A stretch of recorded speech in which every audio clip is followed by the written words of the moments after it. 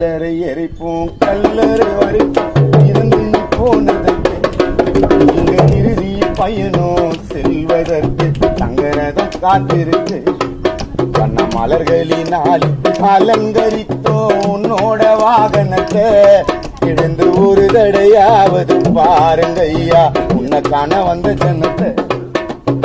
சிரிச்ச முகமோ இன்னும் ஜொலிக்குது என்னோட கண்ணுக்குள்ள குழந்தைய போலே ஆசைப்பட்டு நீ எரிட்ட பல்லத்துல சிரிச்ச முகமோ இன்னும் ஜொலிக்குது என்னோட கண்ணுக்குள்ள